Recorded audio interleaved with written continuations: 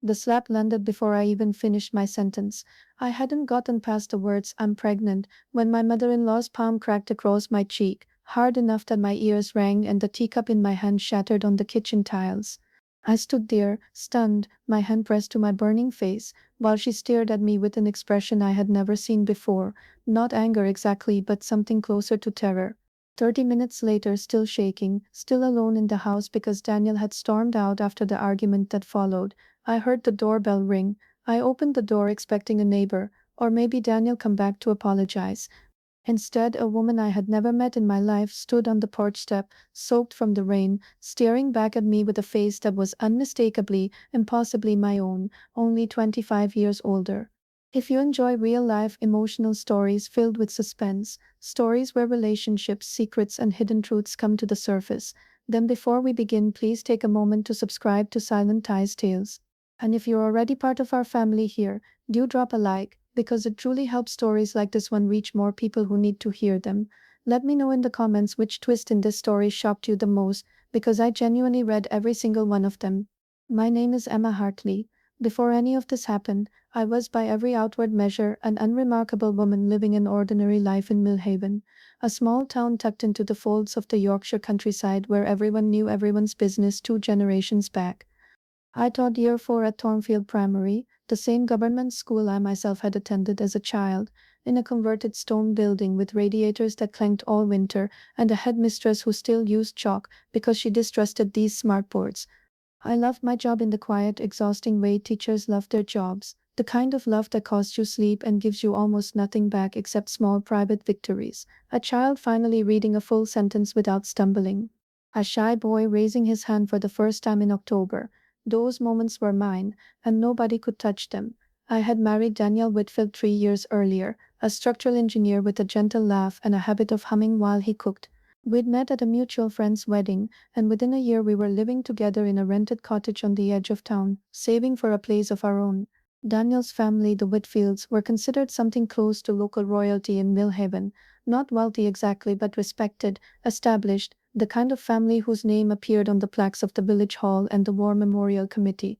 His father, Philip, was a retired solicitor, quiet and unreadable, the sort of man who let his wife do all the talking, and his mother, Margaret, was the reason my stomach used to tighten every time we were invited for Sunday dinner. Margaret Whitfield was elegant in the particular, exhausting way of women who have spent their whole lives being watched. Her hair was always set, her blouses always ironed with military precision, and her opinions of me were delivered so smoothly that it sometimes took me hours afterward to realize I'd been insulted. She had a way of looking at me, at my slightly frizzy hair, my chipped nail polish, my sensible wardrobe of a government school teacher's salary, that made me feel, without her ever saying it outright, that I was a temporary inconvenience in her son's otherwise well-curated life. "You're a lovely girl, Emma," she told me once, in the early days, stirring sugar into her tea with a small silver spoon. "Not everyone needs to be a beauty to be a good wife. Character matters more, in the end." I had smiled and said thank you because I genuinely hadn't understood, in that moment, that it was an insult wrapped in velvet. It was Daniel who explained it to me later, apologetically in the car. "That's just her way," he said. "She grew up in a different time. Looks mattered a lot to her family. She doesn't mean anything by it." I let it go. I let a lot of things go in those years because I loved Daniel and because peace felt more valuable than being right. I told myself that Margaret's coldness was simply her personality, the way some people are naturally reserved or naturally loud. I did not yet understand that her coldness had a history. I did not yet understand that it had a name. The pregnancy test had 2 lines on it, faint but undeniable, and I stared at it in our small bathroom for almost 10 minutes before I let myself cry from happiness. Daniel and I had been trying for 8 months, quietly, without telling anyone, because after 2 miscarriages the year before I had learned not to celebrate too early. But this time felt different. This time something in my body simply knew. We decided to tell his parents that Sunday, over the traditional roast dinner that had been a Whitfield ritual for as long as Daniel could remember. I wore a soft green dress that Margaret had once backhandedly called surprisingly flattering, and I spent the drive over rehearsing how I'd say it, practicing a smile that wouldn't look too smug, too proud, too much like a woman who had finally done something right in Margaret's eyes. Dinner went as it always did. Margaret asked pointed questions about my job. "Still teaching the little ones then?" I always thought you might want something more, eventually, and Philip nodded along to whatever she said, the way he always did, a man who had long since stopped having opinions of his own in that house. I waited until dessert, until the plates were cleared and the tea was poured, and then I reached for Daniel's hand under the table. We have some news, I said. I'm pregnant. For one beautiful second, the room was warm. Daniel's face lit up. Philip actually smiled, a real smile, the first I'd ever seen from him. And then I looked at Margaret, expecting joy, expecting the grandmother she was supposed to become, and instead I watched the blood drain from her face so completely that for a moment I thought she might faint. No, she said. Just that. No. Mum, Daniel said, confused. Margaret stood up so fast her chair scraped back against the wooden floor. You need to be careful, she said, her voice suddenly sharp, almost frantic. You don't understand what you're doing. You don't know what you're bringing into this family. I remember laughing, a nervous, confused laugh, because I genuinely thought she was joking, or perhaps just overwhelmed. Margaret, it's just a baby, I said. It's good news. That was when she slapped me. The sound of it seemed to hang in the air far longer than it should have. Daniel was on his feet instantly, shouting something I couldn't process, my ears still ringing, my cheek burning, the teacup I'd been holding shattered on the tiles at my feet. Philip sat frozen at the head of the table, staring down at his hands like he'd rather be anywhere else in the world. And Margaret stood there with her hands still raised, staring at me with an expression that had nothing to do with anger and everything to do with fear, as though she had just seen a ghost standing in her dining room instead of her son's pregnant wife. Get out, Daniel told his mother, his voice shaking with a fury I had never once heard from him. Get out of my sight.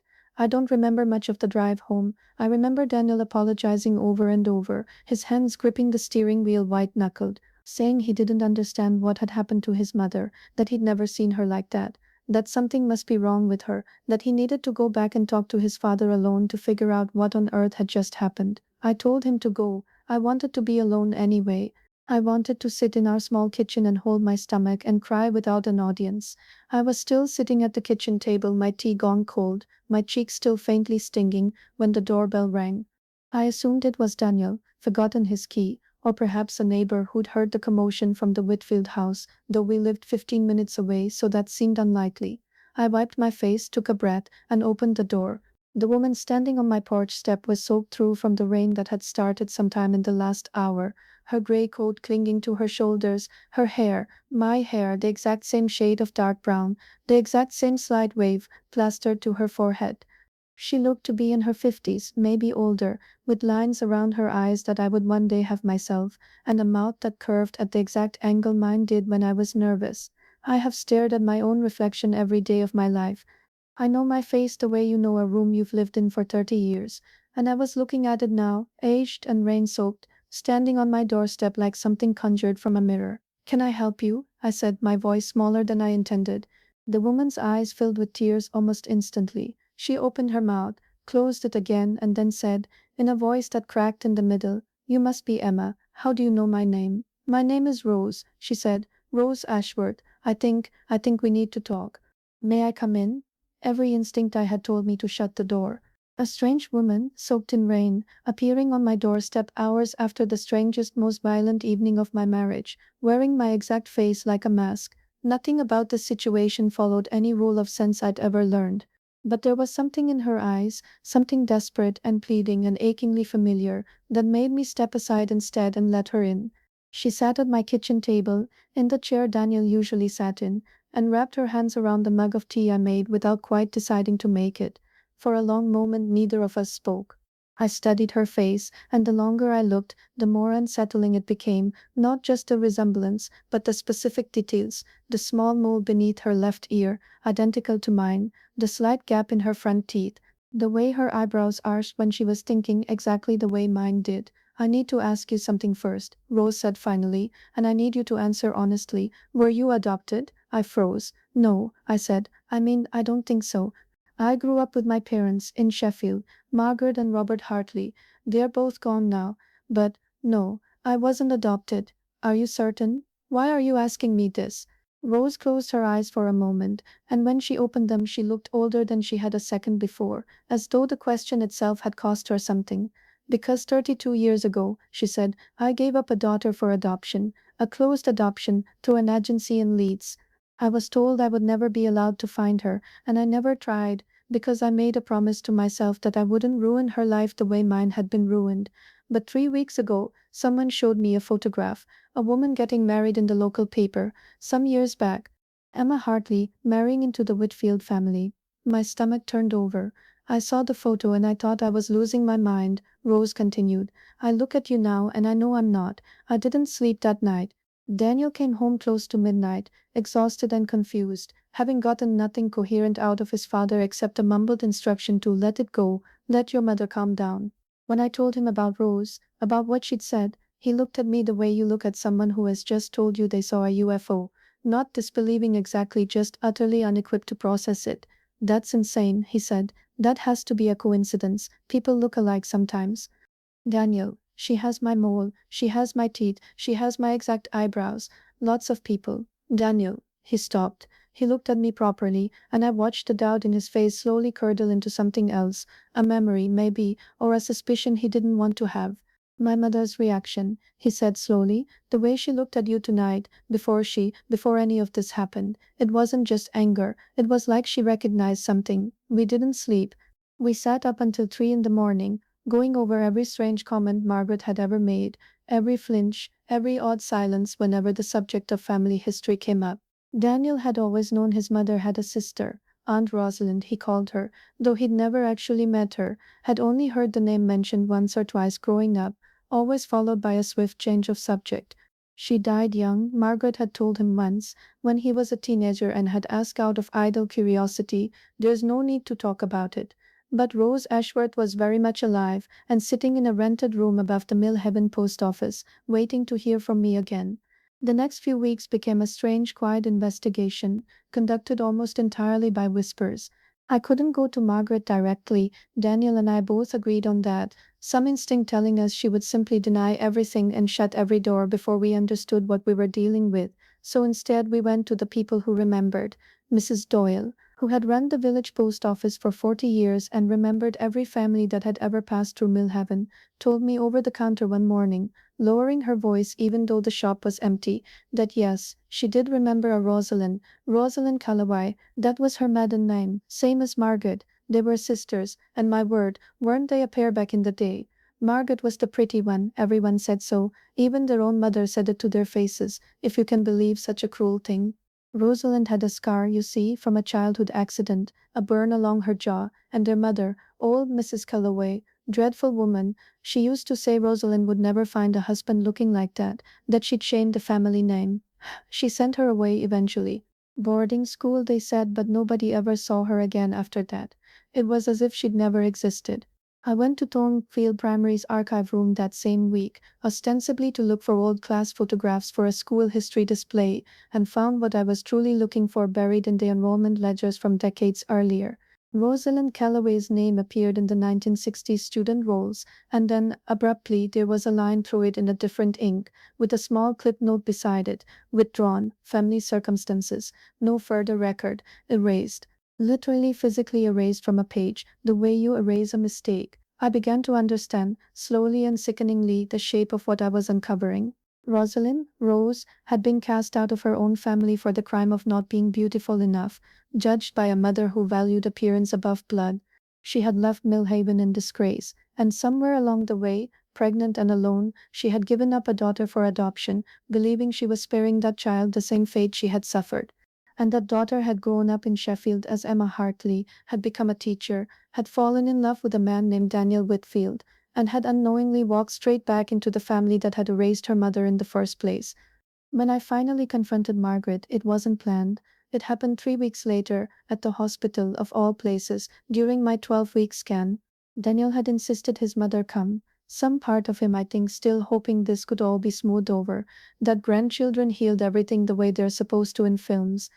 Margaret arrived stiff and formal, offering a clipped apology for the slap that felt more like a legal formality than genuine remorse. We were sitting in the waiting room, the three of us, in uncomfortable silence, when Rose walked in. I hadn't told Margaret that Rose existed. I hadn't told her anything. But Rose had asked, quietly, if she could be there, just to see the scan, from a distance. I won't cause a scene, I promise. and I hadn't had the heart to say no to a woman who had already lost 32 years of a life she should have shared with me. Margaret saw her from across the waiting room and went utterly still, the color leaving her face exactly as it had the night of the dinner. Except this time there was no dining table to hide behind, no chance to storm out unnoticed. "Rosalind," she said, and her voice broke on the second syllable. "Hello, Margaret," Rose said quietly. "You can't be here. You're not supposed to be here. I'm her mother, Margaret," Rose said, and her voice, though soft, cut through the waiting room like a blade. "I gave birth to Emma 32 years ago, and you have spent every single day since making absolutely certain I would never find out where she ended up, haven't you?" The waiting room had gone silent. Daniel stared at his mother, his mouth open, understanding dawning across his face in slow, horrified increments. I stood frozen between the two women who shared my face, watching decades of buried cruelty rise to the surface in a hospital corridor that smelled of antiseptic and old carpet. "You knew," I said to Margaret, my voice shaking. "You've known this whole time who I was, haven't you?" Margaret's hands were trembling. For the first time since I'd known her, she looked genuinely, helplessly afraid. "I didn't know for certain," she said. "Not until your wedding photograph appeared in the parish newsletter. I saw your face and I thought I was seeing Rosalind at 25 again. I told myself it was a coincidence. I told myself it had to be. And then when you told us about the baby, you panicked," I said. "You hit me because you were terrified of what it meant, not because of the baby at all." "I hit you," Margaret said, her voice breaking properly now, tears finally spilling down her carefully powdered cheeks, "because I have spent my entire life terrified of becoming my mother, and in that moment I realized I already had. I saw Rosalind's face on you, and I panicked, and for one horrible second I understood exactly why my mother sent her away, not because it made sense, because it was easier than facing what we'd done to her. There is a particular kind of quiet that follows a truth too large to process immediately." We sat in that waiting room, the four of us, for what felt like an hour but was probably only minutes, each of us absorbing a different piece of the wreckage. Daniel kept looking between his mother and Rose, as though trying to reconcile the woman who had raised him with the woman who had, decades earlier, allowed her own sister to be erased from a family ledger like an accounting error. It was Philip, arriving late from parking the car, who filled in the piece none of us had known to ask about. He walked in, took one look at Rose's face, at my face, at his wife's tear-streaked cheeks, and simply sat down heavily in the plastic chair beside Margaret, as though his legs had given out beneath him. "I knew Rosalind before I married you," he said quietly to Margaret, not looking at anyone. "Did you know that? Before your mother sent her away. I was 17, I thought. Well, it doesn't matter what I thought. Your mother made her feelings very clear about who was suitable to carry the family name and who wasn't. I've lived 40 years wondering what happened to that girl, and I never once had the courage to ask." Margaret's face crumpled entirely then, the elegant composure she had built her whole identity around finally collapsing into something raw and human. "I paid for her flat," she admitted, so quietly I almost missed it. "Every month for years, an anonymous transfer through a solicitor. I told myself it was penance. I told myself as long as she was comfortable somewhere, quiet somewhere, it didn't matter that she was gone from our lives. I stopped the payments 8 months ago when money got tight after your father's retirement, and I never once thought about what that might drive her to do." Rose looked at her sister with an expression that wasn't quite forgiveness and wasn't quite hatred, something more complicated, worn smooth by decades of grief. "You didn't send me money because you loved me, Margaret," she said. "You sent it so you wouldn't have to think about me." "That's not the same thing." "I know," Margaret whispered. "I've always known." The nurse called my name for the scan a few minutes later, and I walked into that small dim room alone, because in that moment none of them, not Daniel, not Margaret, not even Rose, felt like the right person to hold my hand through it. I lay on the table and watched the grainy black and white image flicker onto the screen, a small heartbeat fluttering fast and steady, entirely unaware of the family history unraveling in the waiting room outside. The sonographer smiled and told me everything looked perfectly healthy. I cried anyway, quietly, for reasons that had very little to do with the baby and everything to do with the woman who had given me up 32 years ago so that I would never have to know what it felt like to be unwanted in that particular, specific way. The months that followed weren't tidy. I wish I could tell you that Margaret transformed overnight into a warm, doting grandmother-to-be, that Rose slotted seamlessly into my life as the mother I'd never known I was missing, that every wound closed neatly with time. Real life doesn't work that way, and I promised myself early on that I wouldn't pretend it did. not even for the sake of a satisfying ending. Margaret and I did not become close. Something in me couldn't quite move past the slap or the years of quiet erasure that had preceded it, generation folding into generation like a pattern stitched too deep to unpick. But she did slowly begin to change in small, unglamorous ways. She started attending a grief counselor in the nearby town, something Daniel told me she'd never have considered doing before, too proud to admit she needed help. She wrote Rose a letter. I never read it, and I never asked what it said, because some things belong only to the people who lived them, and Rose kept it, folded, in the drawer of her rented flat, though she never told me whether she'd forgiven her sister for it. Rose and I built something slower and more careful, something that couldn't be rushed into the shape of a reunion film. We had coffee most weeks. She told me about the years after she left Mill Haven, the boarding house in Leeds, the factory job she took at 19, the pregnancy she carried in secret, and the daughter she signed away with hands that shook so badly the social worker had to steady the pen. She told me she thought of me every single birthday for 32 years, had bought a small gift each year and never sent it, because sending it would have meant admitting she'd never truly let go. I gave birth to a daughter the following spring, in the same hospital where I'd first watched my mother and my mother-in-law collide in a waiting room. We named her Alice, after no one in particular, a fresh name for a family that badly needed one. Margaret came to the hospital to meet her, and stood at the foot of the bed for a long moment before she spoke. "She has your face," Margaret said quietly, "and Rosalind's, and mine, I suppose, somewhere underneath it all. She's going to have her own face," I told her. "Not anyone else's. I won't let this family decide what that's supposed to look like." Margaret nodded slowly, and for the first time since I'd known her, she didn't argue. "I still teach at Thornfield Primary. Alice is 2 now, loud and stubborn and entirely her own small person, with a laugh that belongs to no one but herself. Rose visits every fortnight, and calls herself Alice's grandmother in a voice that still sounds slightly disbelieving of its own good fortune, as though she's waiting for someone to take the word away from her. Margaret visits too, less often, more carefully, still learning how to hold warmth in her hands without immediately checking it for flaws. I think about that letter sometimes, the one in the school archive, with Rosalind Calloway's name struck through in a different colored ink, erased for the crime of a scar she never chose, and a mother who valued appearance over her own child. I think about how close I came to becoming another line in that same ledger, not literally but emotionally, the next woman in a family who might have decided I wasn't pretty enough, or good enough, or simply enough to be allowed to stay. And I think about how the only thing that broke the pattern wasn't forgiveness, or time, or even love, exactly. It was a single ordinary decision, made in a hospital waiting room, by a woman who had spent her whole life terrified of becoming her mother, choosing finally to stop. Some family patterns don't end because someone forgives loudly enough. They end because someone, somewhere down the line, simply refuses to pass them any further. If this story moved you, if these emotions touched something inside you, please make sure to hit that like button and share your thoughts down in the comments.